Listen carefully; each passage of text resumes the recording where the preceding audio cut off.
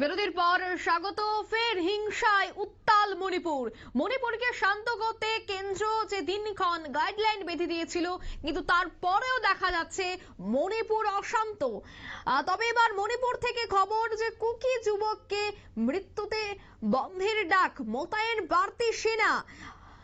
কাম্পকপি জেলায় নিরাপত্তা বাহিনীর সঙ্গে সংঘর্ষ এক যুবকের, এবং তাতেই মৃত্যুর ঘটনায় নতুন করে কিন্তু আবার উত্তপ্ত হয়ে উঠল মণিপুর।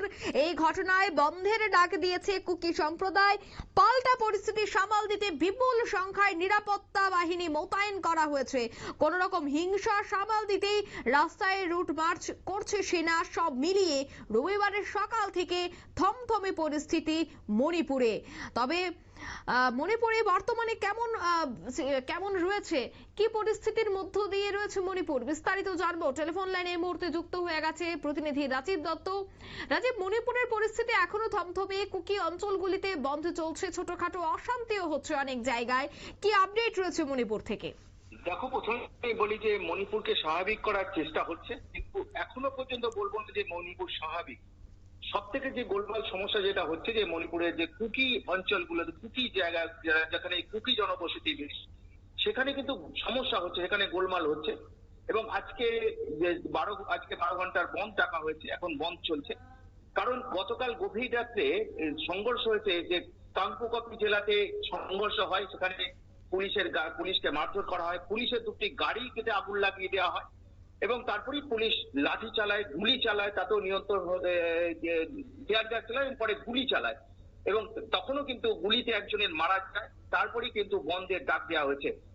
আজ কিন্তু কাংপোকপি জেলাতেই মূলত বন্ধের প্রভাবটা কিন্তু পুরো পড়েছে। সেখানে বাস বা যা পরিবহন সেখানে যাচ্ছে না, প্রচুর সেনা মোতায়েন করা হয়েছে, কিন্তু থমথমে পরিবেশ, যাতে উত্তেজনা রয়েছে, কিন্তু বহু জায়গায় কিন্তু ছোটখাটো সংঘর্ষ হচ্ছে। আমি যে কুকিরা যেখানে রয়েছে, কারণ যেটা তাদের বক্তব্য হচ্ছে, তারা কোনোভাবেই স্বাভাবিক হতে দেবেন না। তাদের দাবি যতক্ষণ না মিটবে, কি তাদের দাবি, অর্থাৎ কুকি জো কাউন্সিল এবং কুকি স্টুডেন্ট অর্গানাইজেশন, তাদের দাবি কি? তাদের দাবি হচ্ছে আলাদা প্রশাসন চাই। কারণ তারা মনে করছে যে মণিপুরের যে প্রশাসন রয়েছে, তাদের নিরাপদ নয়, তাদের ক্ষেত্রে অনেক অত্যাচার করেছে প্রশাসন, এই রকম অভিযোগ হয়েছে। এবং তারা যতক্ষণ না নতুন প্রশাসন, তাদের জন্য প্রশাসন পাবে, ততক্ষণ তারা এই আন্দোলন করবেন, এবং তারা কোনোভাবেই তাদের এলাকায় স্বাভাবিক হতে দেবেন। এবং সব থেকে আশ্চর্যজনক ঘটনা যে তারা যে এই কাংপোকপি জেলাতে, এটা কিন্তু কুকির সংখ্যা বেশি, কুকি সম্প্রদায়ের মানুষ সেখানে বেশি বাস করেন। এই জেলাতে কিন্তু একদমই আজকে স্টপ, মানে একদম বন্ধ খুব দারুণ ভাবে পালিত হচ্ছে। যদিও নতুন করে উত্তেজনা যাতে না ছড়ায়, সেখানে প্রচুর সেনা এবং পুলিশকে মোতায়েন করা হয়েছে। এবং পুলিশের তরফ থেকে, মণিপুর পুলিশের তরফ থেকে টুইট করে একটি যেটা জানানো হয়েছে যে এই গতকালে রাত্রে ব্যাপক সংঘর্ষ হয়েছে, তাতে 27 জন মারা গেছে, ইনজিওর হয়েছে, 27 জন ইনজিওর হয়েছে, 27 জন পুলিশ কর্মী ইনজিওর হয়েছে, একজন মারা গেছে। আর পাবলিক, অর্থাৎ কুকি সম্প্রদায়ের কিছু মানুষ, তারাও কিন্তু ইনজিওর হয়েছে। পুলিশের দুটি গাড়ি পুড়িয়ে দেওয়া হয়েছে, এবং যখনই যে সমস্ত বাসগুলো চালানো হয়েছে, সেখানে বহু জায়গায় কুকি সম্প্রদায়ের অঞ্চল দিয়ে গেলে সেখানে ইট পাটকেল মারা হয়েছে, এবং যার ফলে কিন্তু অনেক জায়গায় লাঠি চালাতে হয়েছে।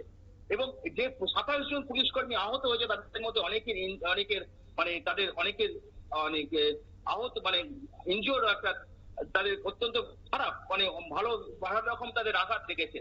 আর একজন যে মারা গেছে, সেটা বাধ্য হয়ে, কারণ তারা এমন ভাবে পুলিশের উপর ইট পাটকেল ছুটছিল, তাতে পুলিশ অনেকবার তাদের অ্যালার্ট করেছে যে তিনি শোনেনি, তারপরে কিন্তু পুলিশকে গুলি চালাতে হয়।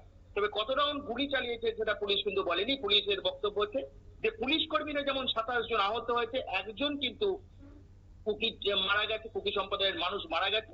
আহত হয়েছে কুকি সম্প্রদায়ের কতজন মানুষ, সেটা কিন্তু পুলিশের তরফ থেকে বলা হয়নি, তবে বলা হচ্ছে যে বেশ কিছু আহত হয়েছে।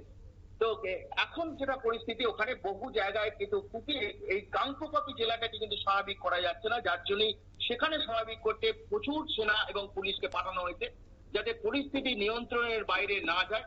এবং তবে আজ ওই জেলায় প্রচুর মানুষ, ওখানকার মানুষ কিন্তু বেরোয়নি।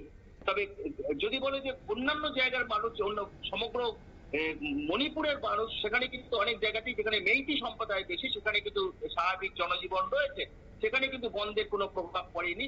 বন্ধের প্রভাব পড়েছে শুধু কুকি অঞ্চলগুলোতে।